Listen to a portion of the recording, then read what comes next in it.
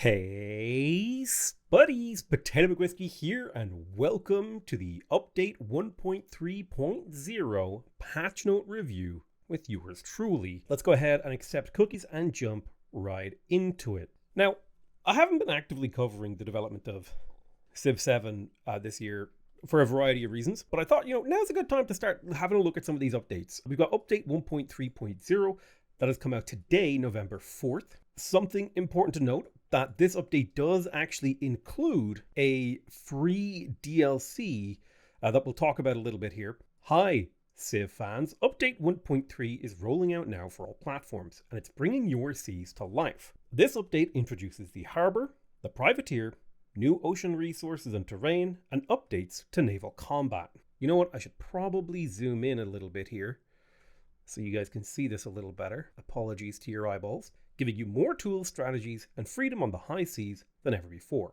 Alongside these changes, we've continued our effort to balance various areas of Civilization 7, this time focusing on civs. The Tides of Power collection launches with this update, and it's free to claim for all Civ 7 players until January 5th. Claim it during this period, and it's yours to keep permanently at no cost. Just search Sid Meier's Civilization 7 Tides of Power collection on your platform storefront and add it to your account. Starting today, add Edward Teach, the Republic of Pirates, and Tonga content packs to your game, and then receive the Saida, Al-Hura, Ottomans, and Iceland content packs in-game when they're released in December 2025. If you successfully claim this content by January 5th, 2026, by 6:59 a.m. PT, it is yours to keep. Otherwise, it'll be available for individual purchase starting January 5th, 2026. So I have to imagine, I'm going to do a little bit of interpreting here. I have to imagine that this is like a bit of a thank you / apology to the fans of Civ for putting up with a game that had a rough launch, and it's sort of like, here's some free content, we're sorry,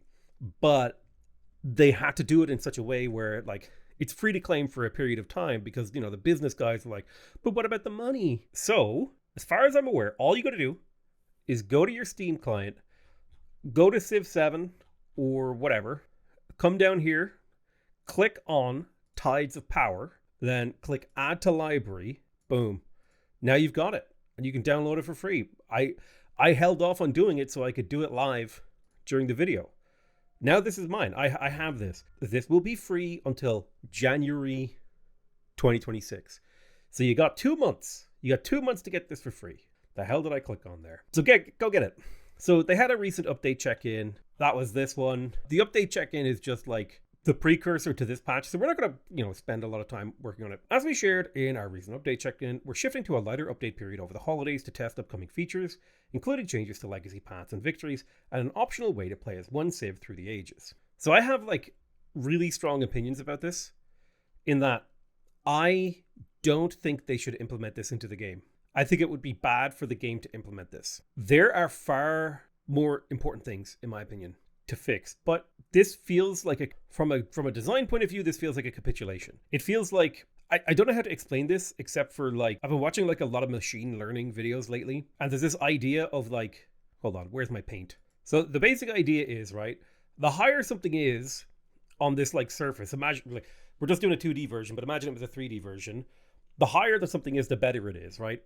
And you might run into this problem in machine learning where, like, let's say you're doing a thing here, right? And if you continue to improve the model, like it'll move to here and move to here and it'll move to here, and you get here, okay? And this is as good as it's going to get. You're never going to get over here, okay? You're never going to get to this awesome space, right? And I basically the thought that I'm having is like Civ 7 is like here, man, okay? And if the developers keep following their vision, I think they could reach here. Like, or maybe Civ 7 is like here. And like, if they fully commit to their vision, they can overcome this hump and make it to a place all the way up here where the game is really awesome. But right now, the feedback they're getting is sending them up this way. They're basically going to a lower local maximum, right? And so like, that's the best way that I can explain this, is that implementing a single Civ for all ages thing is like, in terms of development time and resources, that like, I just don't want that for the game. The game isn't built for it. I think you gotta commit. Do not, like, I don't think they should do it. That's my opinion. I know there's a lot of people that don't like the Civ switching thing, man. But dude, we had 6 games where you don't switch civs. Let's have just one, okay? Let's just do one civ switching game. And let's see where it takes us. You know what I mean? On the other hand, whatever, I don't care. This is still a good game, hopefully. So like, if they choose to go this way, whatever, man. I don't care that much. If you look at this too hard, it looks kind of dirty, so I'm just going to close this now. The big problem I have with these kind of like optional ways to do things, it's like, as a player, if I want options, okay, there's certain options that I do want. But as a player, if I want options, I'll go to the mod market. I'll make a mod, you know, whatever. What I want as a customer of Firaxis is I want your vision for the game. And I feel like because that vision wasn't well received, they're now like acting on feedback and optimizing towards a bad local maximum. And that's the only way that I can describe it in my head. Anyway, I don't think this doesn't feel like the developers executing their vision. We wanted to share some of our goals as well as what we're currently testing. First, civ switching is an important part of Civilization and isn't going anywhere. Okay, that's good to know. We also recognize many players want to play the same civ through an entire campaign. We're looking at ways where it's possible, making sure playing a civ knowledge is a viable, fun, and interesting way to play. I mean, if they make it interesting, totally. But yeah, I think they should say, here's what they should say. You're all stupid, okay? Go play one of our other games. We're going to commit to the civ switching thing even harder. Or so, I don't know. Maybe they shouldn't say that. There's a lot of people who hate the civ switching thing. I don't know. Maybe this is the right thing to do. Maybe I'm wrong, okay? Let's be clear here. But that's what an opinion is. Everyone's got one. They smell like ass. We're excited. Or wait, no. I messed up the opinion joke. We're excited to share more in the coming weeks about our upcoming Firaxis feature workshop initiative and enable members of the civ community playtest and provide feedback on this new functionality. Wee woo, wee woo, wee woo. Mildly concerning red flags. The civ guys, as far as I'm aware, they do have like a group of testers. I hope that this provides value to the development. I worry that it won't. I mean, if I can, I will take part in it because I have really strong opinions about the game. For those of you who want to help shape these features, you can apply for a chance to be accepted in the invite-only Firaxis feature workshop program. It was like, here, accept cookies. Oh God, I zoomed in too much. Hold on, zooming out. How many people will get to participate? So basically, you come to this website, you click the button and you wait. Deadline is November 17th. So if it's past November 17th, 2025, you missed this round. I'm going to try join it. All right, zoom back in. Boop, boop, boop, boop, boop. On the one hand, maybe it's a good thing that they'll be able to gather more feedback from a wider variety of players. But I wonder if this is a reaction to how surprising the community feedback on features in Civ 7 was. Like just how off the community sentiment Civ 7's features felt. And I wonder if this is a reaction to that. And it feels like the right kind of timeline. It took about 10 months for this to get here. But I really do think that video game creation is a kind of a gut thing. And if you put too much data into it, you kind of make slop. Like if you put, data-driven development can be great. Don't get me wrong. Okay. Like if you're finding areas where your players are unhappy, but fundamentally you should be following the fun, and getting a big council of people together to give you feedback doesn't sound like a way to follow the fun. I don't know. Maybe it'll be good. Who am I? I'm gonna join this if I can. I'm gonna be on this team if I can be. And I'm gonna call everyone idiots because their opinions are bad. No. I'll be nice to people. I promise. I'll call them idiots in my head. There's a lot to explore in this update, so we hope you enjoy. As usual, a few quick notes before you dive in. Backwards compatibility with previous saves, best experience, start a new game, blah blah blah blah, or go to the next stage. If you encounter any bugs, try disabling any mods. May not be compatible with the latest update. Are you playing on Steam? Want to finish your current save? You can do so using our legacy Steam beta branch. Bish bash bosh, feature spotlight. So we've got the harbor and the privateer. Once we decided to go all in on the naval theme for 1.3.0, we started to feel the lack of some interesting decision points around coastal settlements and naval gameplay. For one, coastal settlements often had decent food and opportunities for trade, but weren't the best sources of production. This has been a problem in most Civilization games. It was actually a problem in Civ 6 as well before the harbor got a major update, which I think it was, there was some update that was given to the harbor that added extra production to it, and I can't remember if it was +1 production to all unimproved tiles or if it was the production adjacency from the harbor's adjacency. It was one of those two, and that made harbor so viable. So this is definitely like a problem that just seems to happen in Civ games. Additionally, Yeah, especially island settlements. Additionally, your first choice of technology in antiquities between two production warehouses are sailing, and sailing was often the less interesting and less viable option. This is very true. The bottom half of the tech tree in the antiquity age is way more interesting, at least in the first quarter. Sailing first just feels like blah, blah, blah. It just feels bad. To help solve this issue, we've added a harbor, a new warehouse building unlocked on sailing. So now there'll be 2 warehouse buildings on sailing, which hopefully adds an interesting choice here. It provides a much needed base production and production warehouse bonus for fishing boats. Ooh, concerned. I'm concerned about that. Now I'm worried that fishing will become too strong. So to kind of illustrate the problem, basically this is tile inflation or yield inflation for the tiles. Basically, you have your granary, you have your sawmill, and you have your stone cutter or whatever it's called, a mason or whatever it's called, right? And each of those affect like farm, lumber mills, camps, etc. They affect different tiles. Having 2 warehouse buildings give two different yields on a tile might like skyrocket this a little bit too much, because the convenience, the thing that makes water really powerful is that you expand to it. The thing that makes water better than land, right, is that you're always going to be building fishing boats. Whereas land, you might be building a farm, a mine, a quarry, a lumberjack, a camp, right? There's all this variety, and you need to build up that infrastructure. Now your fishing boat infrastructure gets up really quickly. I'm a little bit concerned about the balance, but I do like the idea. I like the sentiment behind it. Now your coastal settlements can be as industrialist as your heavily vegetated or rough ones. I do think that vegetated and rough terrain it's just the classic problem in Civ, is that production is so damn good, and I don't think warehouse building solved the problem, and I don't think adding more warehouse buildings will solve the problem. Similarly, we felt a lack of naval pressure during the exploration age. I don't know. This is not, if I were in charge of the game, I don't know if this is what I would do. I do like the idea of there being another naval warehouse building. Similarly, we felt, but I would maybe make it give gold, because then you push coastal terrain into this commercial direction, this economic direction, rather than being a production direction. Unless you were keen on wars, units could wander into the seas freely, and there was little push to keep a standing navy. Our vision for this age was for civilizations that choose to take onto the seas and need to fight for naval supremacy as they explore and exploit islands and distant resources. So at 1.3.0, we're introducing the privateer, a light naval unit available to all civs that ignores restrictions like war and peace. That's awesome. This is one of the coolest units. I really wish we had this in Civ 6. I mean, it's an iconic unit that's been in Civ games before. And Civ 7 really feels like they're just trying to be like, we're going to take every single feature that has ever been in a Civ game and we're going to put it into the game, which is really awesome in one way, but also that's a lot of content, bro. But this is cool. I really like it. It can attack and be attacked by any non-allied unit, as well as plunder trade routes between non-allied civs. No more needing to declare war to capture the treasure convoy. Just send in your privateers. And even better, privateers also generate gold when they defeat another unit. We recommend trying out these changes with the new Republic of Pirates civ and setting sail with their unique privateer, the sloop. Beware though, as killing units and plundering trade routes of privateers will cause your relationship to worsen. Very, very cool. I like that we're getting a gameplay changing effect here. I do wish that there was an antiquity pirate.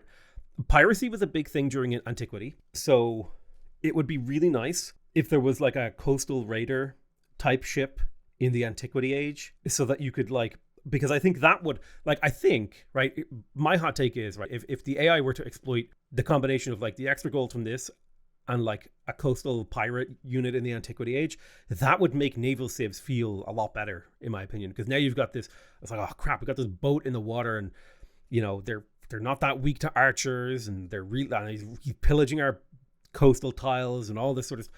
I think I would love to see a coastal raider unit in the antiquity. And even better, it would be cool if this then transitioned into the exploration age. Like maybe there was a I really wish, like, it would be so cool if there was like an antiquity age achievement where if you do like a bunch of piracy, you get to select a wild card policy that lets you bring like a couple of privateers into the next age.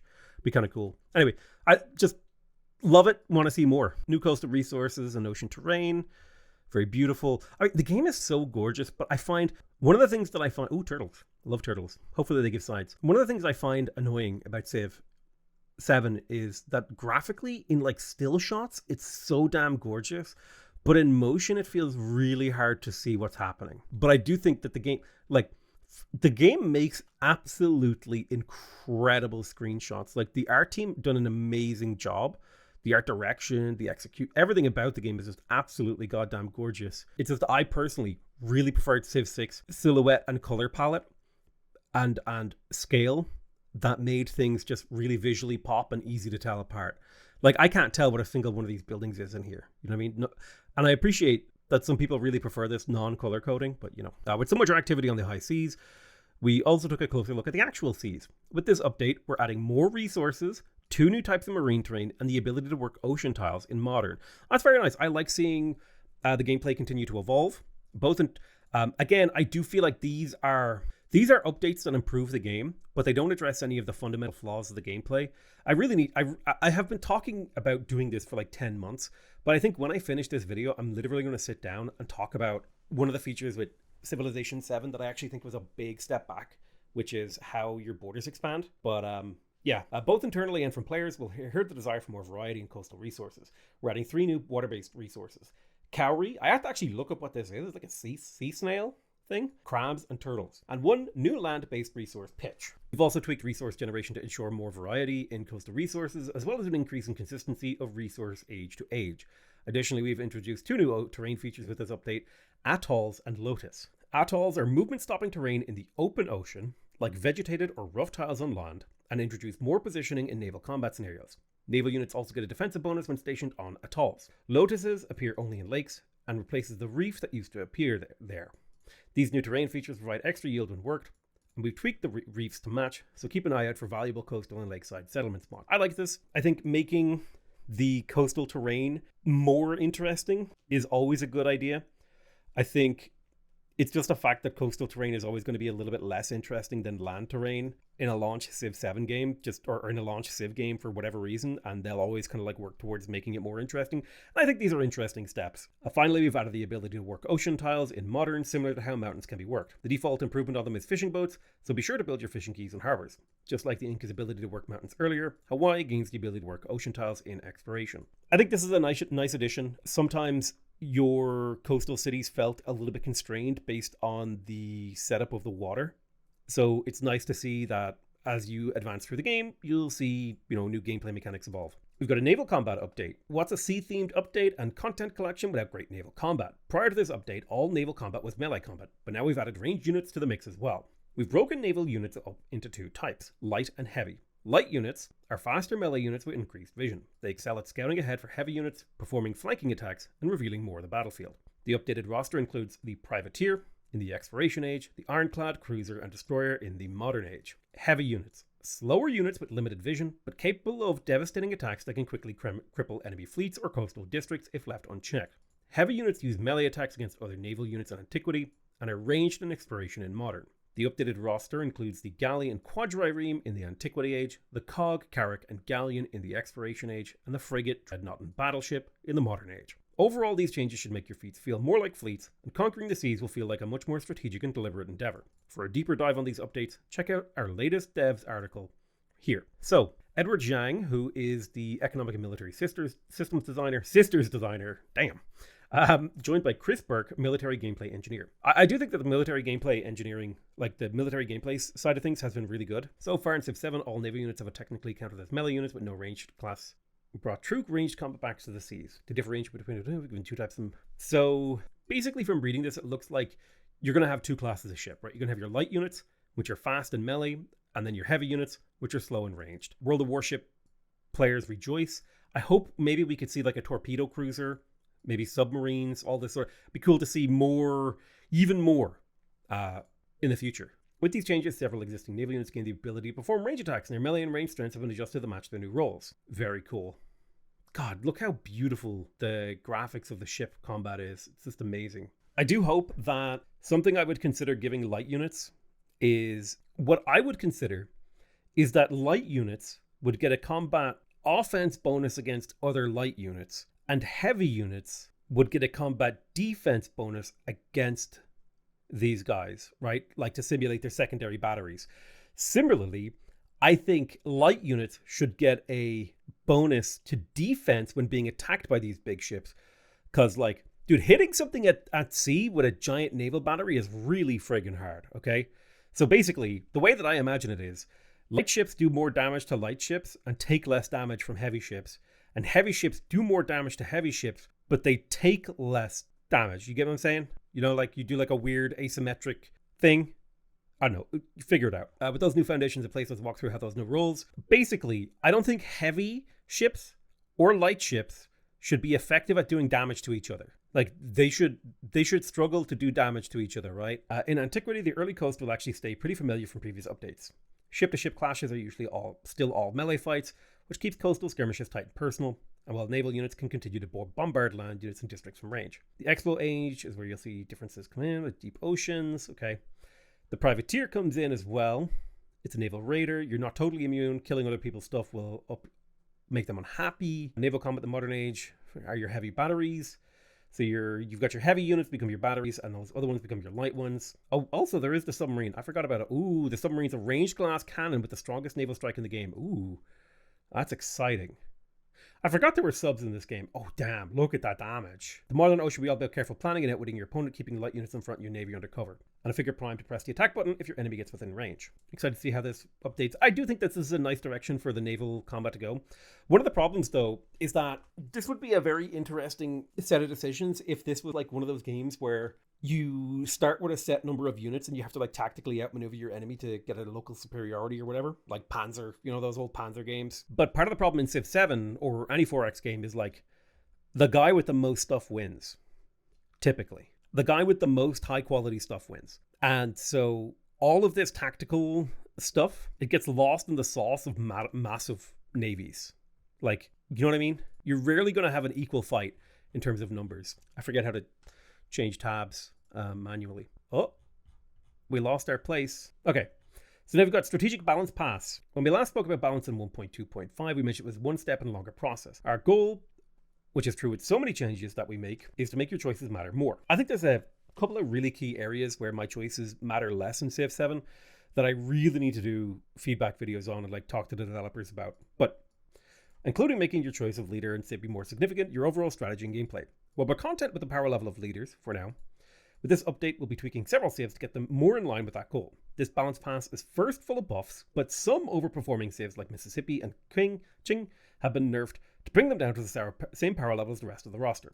You'll also notice that we're leaning much harder into slicing abilities, into narrower bonuses focused on each civ's identity. Egypt's new bonuses mostly apply in Desert, and some of Axum's updated ability leave heavier on requiring coastal settlements. This lets us keep some of those bonuses more powerful, as they require you to lean into the civ's identity during gameplay. We're planning on applying this approach to the whole game as we continue our balance pass, and we'd love to see your feedback on how it feels. I like this. It does suck in one particular way, in that civilization abilities can be feast or famine based on the situation that you're in. However, it is awesome because you get that awesome power fantasy when you are in the feast situation. Feast or famine needs to be, in my opinion, the foundational like balance. My hot take is, when you're designing a character, an ability, whatever in the game, it's got to be feast or famine. Now you can have some generalists, that's fine. Like, all right, every game's got to have its Rome. You know what I mean? Free monuments in Civ 6, right? It's got to have your training wheel civilization. But what you really want are these feast or famine civs. These civs that, if you lean into their bonuses, you get to do something crazy, unique, and interesting. And if you don't lean into their bonuses, you're a wet paper bag, okay? Better luck next time, dumbass. You should have picked a different civ. That's my hot take. In order to feel, right, and this is kind of like that local maximum problem. In order to feel the highs, you got to have that hangover, okay? Listen, you do MDMA, that day after sucks, right? That's how civ should feel. Okay, update notes. Gameplay. Buildings and units. I don't know why I used that example. I watched a video where someone was talking about that and it just came into my head. Listen, don't do drugs, kids. New building, harbor. The harbor is the Antiquity Age warehouse water building available to all civs that unlocks on sailing. As a water building, it is placed only on coastal and navigable river tiles. It has the same placement restrictions as the fishing quay. I like this, but I am worried about it for its balance. I don't know, maybe I'll be wrong. I'll play around with it and see how it feels. It provides +1 base production and +1 production warehouse bonus on fishing boats. This is not how I would have designed this building, personally speaking, but it's fine. It's fine, okay? It's okay. It's fine. I'm not gonna... I would have done it differently, but this is fine. I'll play around with it before I criticize it too hard. Naval units with default spawning on the harbor, similar to the barracks for land units. Cool. I think it's good. I do think it's good. I think this makes the game better, but I would have done it different. Okay? This is like the classic, like, oh, that's so cute. You guys did a good job. Wouldn't be good as how I would do it. Anyway, that's just like my hot take. New unit, privateer, love it. Privateer units, awesome. I am worried that they do the classic, like, here's a really cool unit that has like lots of really cool functions. Also, it's made of paper and dies when one AI unit left clicks on it, which was the case for like all the really cool recon units and privateers and submarines and stuff in Civ 6. It was like, if you make this unit with all these really cool abilities that's meant to operate alone, and then you make it like fold like a bag of dicks, it's what's the point? New unit ability. Here's my hot take. You should give units that are adjacent to the privateer the ability to surrender, and then they respawn or something, or they have a chance to respawn, but like surrendering costs you gold. All right, but this will be really cool for stealing treasure. New unit ability, pirate. The pirate units can cross borders. This is cool. We've seen a lot of this kind of stuff in Civ before. I think even Civ 4 had like spies that you could send to other people's countries and mess their shit up, which was a lot of fun. It did end up just being like a weird maintenance mini game. Okay, AI. The AI now uses all sanctions. Cool. When an AI proposal to form an alliance to accept the alliance is now properly created. Oh. AI no longer uses to fail. Fails. Now builds more naval units. AI doesn't properly select celebrations. Free walls when a custom difficulty. Okay. Cool. AI is better. Great to see. The most important thing when you're making an AI is to make it seem not dumb. Okay? I really want to stress this. Now, I'm not an AI designer, okay? This is like, from me, the perspective as a player, I just don't want to feel like when I look at what your AI is doing that it's an idiot. I want to feel like, oh yeah, I might have made that decision, right? Like, when classic example is like AI units stepping one tile away from you, forgetting your unit exists, and then stepping a tile towards you and then getting shot again, right? And I know context windows, AI words again. I know like memory and context is hard for like AI programming. Like that's difficult because it like adds levels of squared computational values that is unfathomable to calculate. But as a player, the closer you can get to your AI just not looking like a moron, the happier I am. He doesn't have to be good at the game. He just doesn't have to look stupid. Right, combat. Naval combat updates. The COG now. Oh, I love this. They're adding like little stars for community influenced items. Hey, look at that. That's cool. Love it. That's awesome. More of this. Keep it up. COG now has a range of 2, increase from 1. Light and heavy naval units are more distinct. This applies to both exploration and modern. Light naval units are now primarily melee units with a very weak ranged and bombard strength. They have increased movement and sight compared to heavies. Yada yada blah blah blah. We could have talked about this, so I'm going to skip over it. Civ unique naval units have adjusted. Okay, so submarines are now ranged units. Use increased range strength, reduced melee strength. I am worried about that's a big drop. Big drop. I would have said I would have to see how this feels, but 50 feels like a big drop. I would be okay with this if only light naval units can attack them, and air. Light naval units and air. The fleet commanders focus fire now utilize heavy and light units respectively. Okay, so they changed how focus fire and stuff works. That's fine. That's good. That's like a little update. Privateers will not participate in coordinated attack while not at war. Cool. We've made this decision to keep combat rules consistent. I like this. No.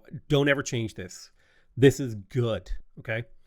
Trench fighters and dive bombers have had their bombard strength reduced. They were a little strong, and bombiers have their range strength reduced. Makes air units fit better into their intended roles. Yeah, they were a little bit too good at cross purposes, but it is still really fun to have like. I want a multi-role. That's like I want like the P whatever it was called, the P-38 or whatever. That was like it was a heavy fighter, but also could carry bombs. That can like it's halfway between the two. Give me a mid tier. Give me a mid role. Give me a medium fighter role. Anyway, new allotment. Atolls and Lotus. Atolls are a feature. Okay, cool. We talked about this. So they make food, production, and culture. Love it. That's really cool. They can't be worked in culture except by Hawaii because they're ocean based. Lotus is a lake. Love it. I love the culture. Reefs no longer spawn in lakes, and they also give science. I was hoping for culture, but I suppose the science is fine. Ocean tiles are now workable by all civs in the modern age. Provide 1 food and 3 gold. Oh, that's nice. That gives you something to do with all those pops. The Grand Canyon now gives 1 science on flat tiles from 2 previously. Dude, I was watching this video on ocean mining where they like scoop up all these magnetic rocks at the bottom of the ocean. Also, by the way, we should not do that. But what if there was like a future age, you could do ocean mining where you literally scoop up the ocean for its materials. Anyway, the world is slowly dying. Vote green. If you live in Ireland, at least, where our Green Party actually is functional. The Grand Canyon now gives 1 science and flat tiles from 2 previously. Neat. Auto Explore and Discoveries. Ah, the star. It's got the star. That means players, you guys influenced it. Nice. When clicking on units with Auto Explore, Discoveries are now highlighted in blue to improve readability. Oh, I love you, Civ developers. You're legends. The automated exploration ability can no longer be activated when the unit was in range of being able to reach a discovery within 2 turns of movement. Womp womp. I appreciate this.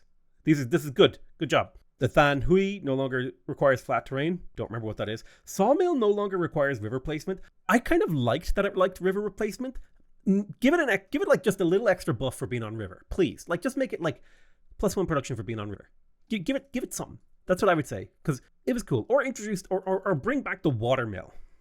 You know, loves the watermill. Cool building. I see why they're doing this though, because having a settlement without a sawmill sucked if you had a lot of forest. So I appreciate it, but also feast or famine. Okay, feast or famine. This is everybody gets a medal, okay? We want feast or famine. Trade route range is no longer in order of forming alliances. The couple, blah, blah, blah.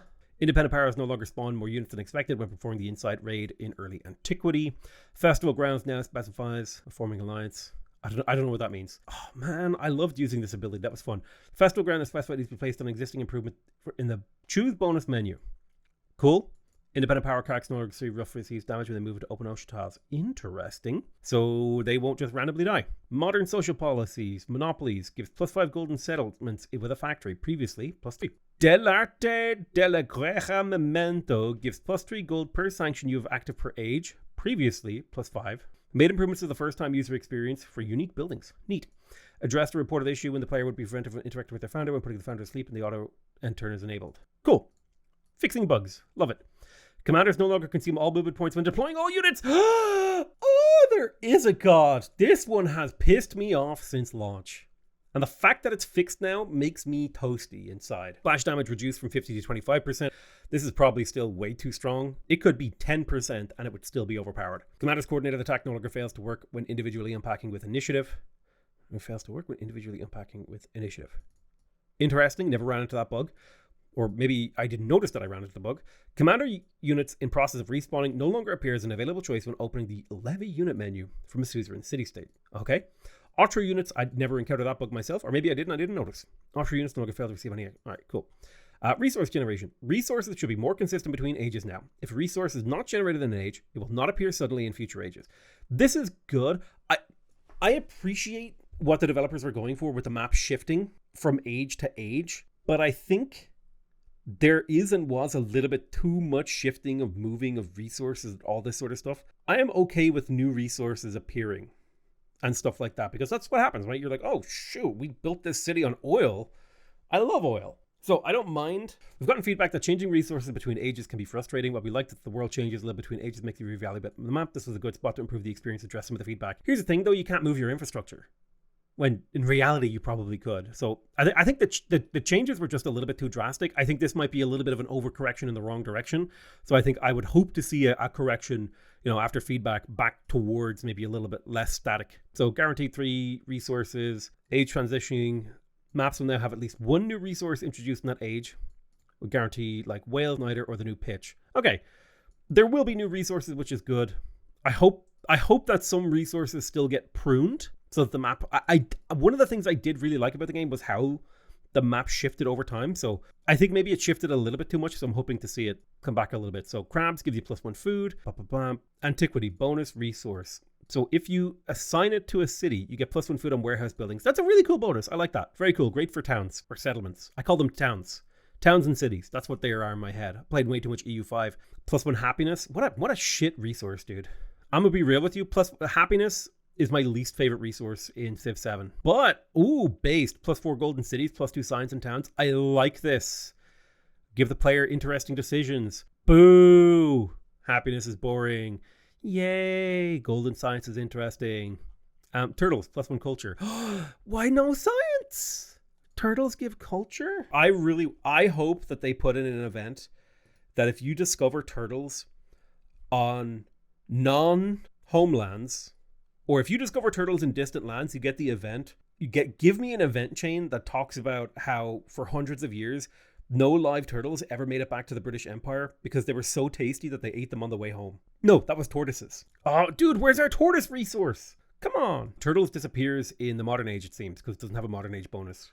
Oh, +1 culture and warehouse buildings. Never mind.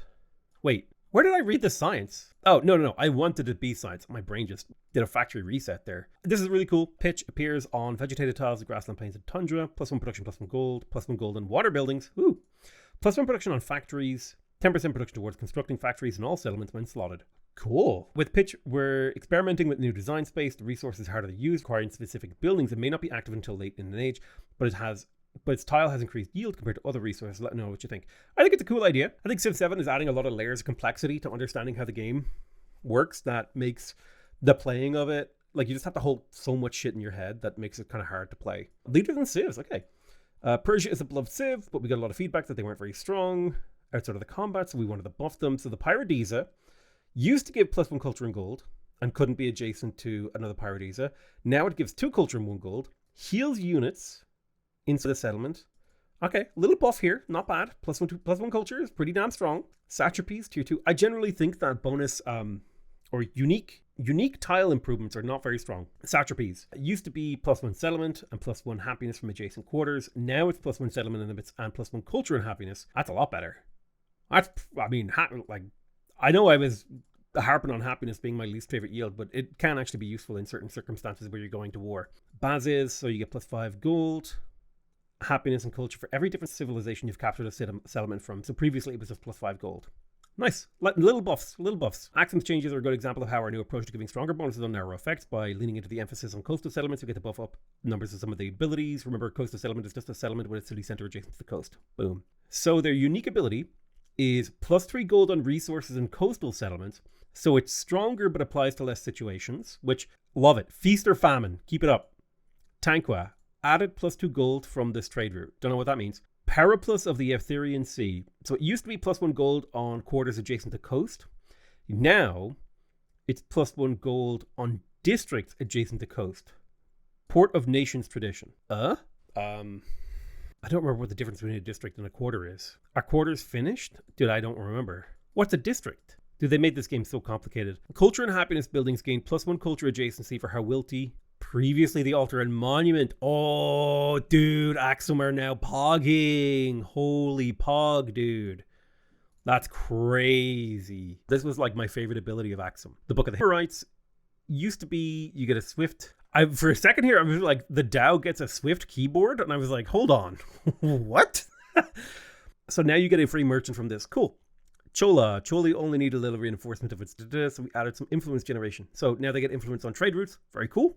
I do think trade routes are like dog doo-doo.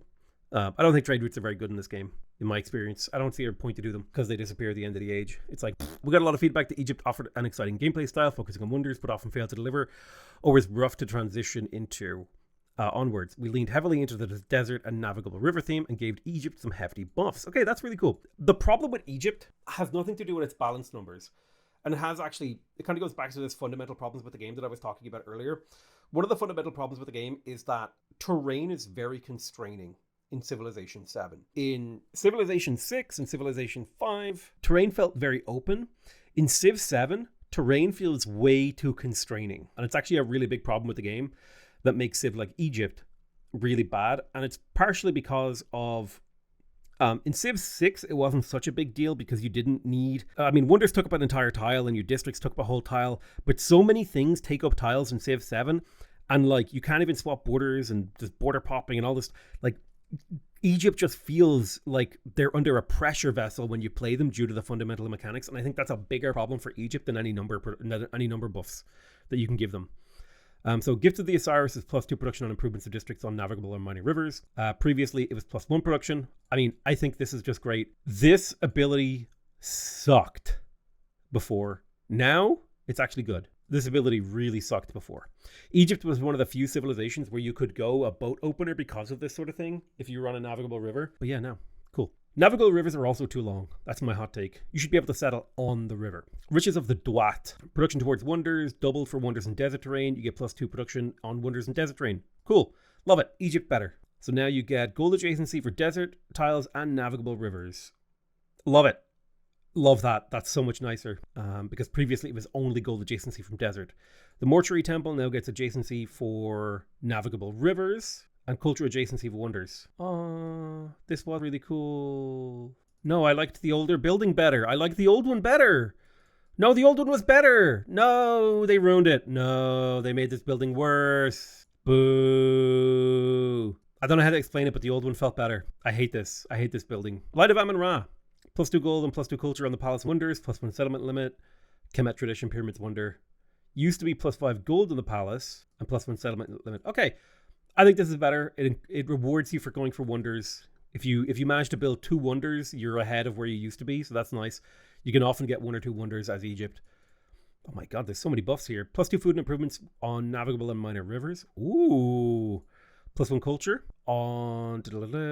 Ooh. Okay, they hella buffed Egypt for navigable rivers. Never mind, there's not enough navigable rivers in the game. Egypt players rejoice. Great Britain seems to get nerfed. +5 golden towns. Hawaii, unique unit. Ocean tiles. Previously used to be +3. Oh wait, +5 golden towns. Used to be +3 gold on each building in towns. Damn, that's a nerf. Damn. God damn. Can work ocean tiles. Ocean tiles have food. Very cool. Nice buff. I'll be real with you. I haven't played the game enough to have really strong opinions. I do think there's a lot of really cool changes in here that I would like to explore through gameplay. It's just like trying to hold all of these. Oh, Spain. Spain's one of my favorite civs. It's got big buffs. Oh, dude, I might do like an Egypt into Spain game. Oh, dude, pogging. Okay, maybe we'll, you know what? We were actually pretty close to being done. We'll go through them. So Maya gets Reign of Chak. The altar gains science if it's placed on a vegetated tile. So slightly better. Love it. Little buff here from Maya. The Mississippis were overperforming. Previously, buildings would gain gold adjacency for resources. Food gold and warehouse buildings gain +1 gold. Oh man, this was such a cool civ. I think it was the strongest tradition in the game, though. That is definitely true. It was really strong. Now this is kind of ass. The warehouse buildings are nice, at least. Prussia, Ruhr, Tier 2, +1 science on resources. I still think this is strong for your warehouse buildings and your gold buildings, but aside from that, yeah, like, it's a giga nerf. +1 science on resources. So a little nerf for Prussia. China here. Previously, this gave you +4 gold, +3 culture, +2 influence. Now it's -4 science per trade route. Oh, that seems hella nerf. Although it depends. If you're importing a lot, maybe it's not. Unlock the Zhangzhuang. +1 culture for every imported resource. Oh, damn. This is a pretty heavy nerf for Qing. Songhai. Songhai, like Egypt, was a civ that promised a cool gameplay niche, navigable rivers, and homelands treasure, but fell short of exciting in a few ways. Made a lot of adjustments to their kit to improve their gameplay through the age. They added +1 production on cities on navigable rivers for every resource assigned to them. Okay, that's cool. Remove +3 gold for every active trade route. I think that's a reasonable exchange. Ships of the desert, +1 production on the caravansary in settlements with a bazaar and in mining towns and trade outposts. Cool. Unlocks the mud brick tradition. Previously +2 gold in settlements with a bazaar. Love it. I like that it's added to mining towns and trade outposts. This is really cool. The Haikoi. Minor and navigable rivers do not end unit movement. Your trade ships cannot be plundered on navigable rivers. Ooh, very cool. This was super overpowered. This is kind of a little bit more interesting from a gameplay point of view, but I do miss combat strength. Fleet commanders gain the convoys promotion for free. Ooh. So they removed the rivers do not end movement up to high koi. It looks like they wanted to get rid of that combat strength thing. Cities and homelands on navigable rivers generate treasure convoys worth 1 VP each. Tajiro's gold becomes 200. What is Tajiro's gold? Maybe that's like the base gold? I don't know. Kanta, +5 combat strength for the gold bangles infantry with at least 5 resources slotted into the capital. Love it. Timbuktu, +2 gold on rough terrain and mines on resources if there's a gold building in that city. Ooh. Ooh. Because sometimes mines aren't on the rough terrain. Very nice. Mud brick, added +1 gold in production on gold buildings on desert or plains. Love it. Isa, I love that these guys are so strong in desert. I would love to see like big deserts in the game for these guys to like live in. +5 combat strength and +2 movement to all units on navigable rivers. Previously, +2 movement to all units on navigable rivers. So they moved the combat strength over here. Okay. Wakia, new tradition. Plus 3 gold for every active trade route. Caravanserai. Added +1 land route trade range. Cannot be built adjacent to another caravanserai. So I assume this improves all of your... This is... Honestly, I really want to do an Axum into Songhai game, or an Egypt into Songhai. This has actually legitimately got me excited about playing the game again. These sound like really cool civs to play. Spain. Spain got a significant pass to help fit its historical and gameplay identity as conquerors of distant lands and should feel much better in exploration. Attributes changed to economic and militaristic.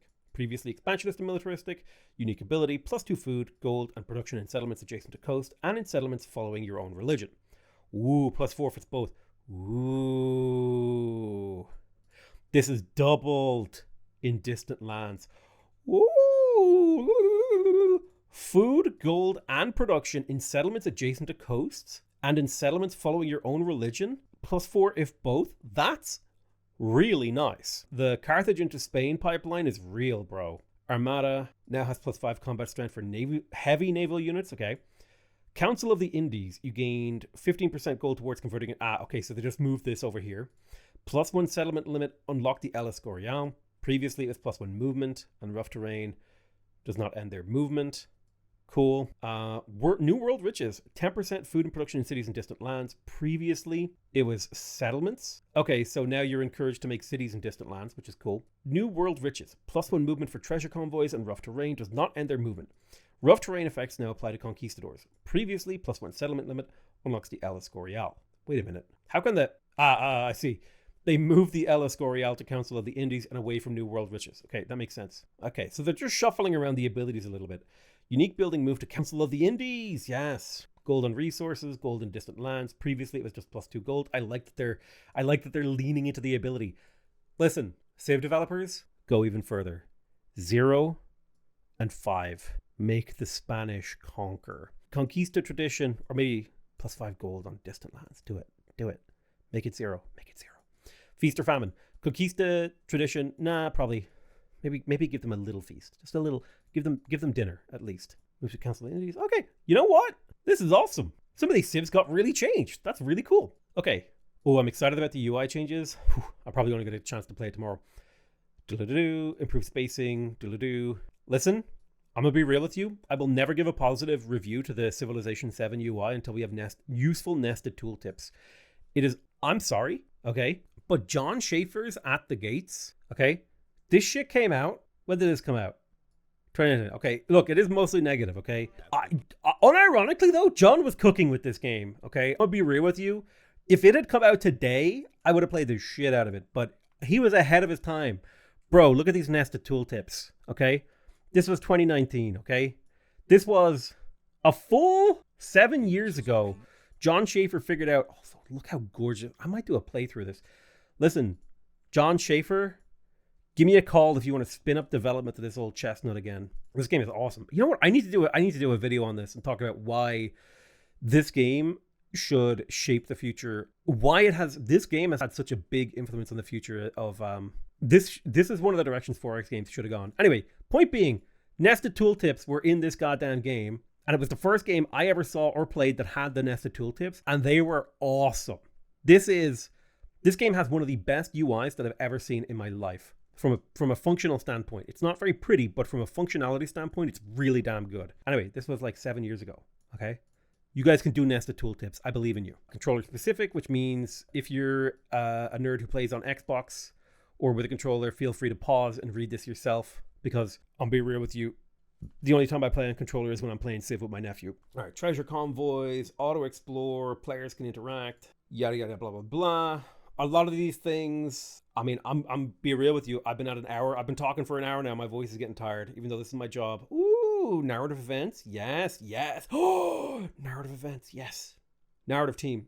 Love you. You guys are awesome. Even if I don't love narrative events, you guys are working hard. Good job. New audio, platform specific, yada, blah, blah, blah. Oh my God, we still have to talk about the new content. Bruh. That's got to be a separate video. It's got to be a separate video. Listen. There's new content. We'll go over it. That's the main patch. I gotta be real with you. This patch is good in the sense that it improves the game, but this patch is bad in that it does not address some of the fundamental issues with Civilization 7. More on that later. Good patch, developers. Good job. I'd give this a solid, let me see. It's a good patch. It's like a solid minimum 8. That's getting at least an 8 out of 10. You could convince me it's a 9. It's an 8 out of 10 patch, all right? Keep it up. Love you guys. A 10 would be like Sid Meier Descends from Heaven allows you to play Civ with your mind, and it's a realistic simulation of the universe. That would be a 10, okay? Just so we understand with the scale here. It's like the Richter scale, okay? An 8.1 is twice as good as an 8. You're not ready for a 10, okay? Let me tell you. Bill Gates will be putting chips in your brain before you get anywhere from there. All right, I love you all, guys. I love you all very much, and I'll see you guys next time. Bye-bye.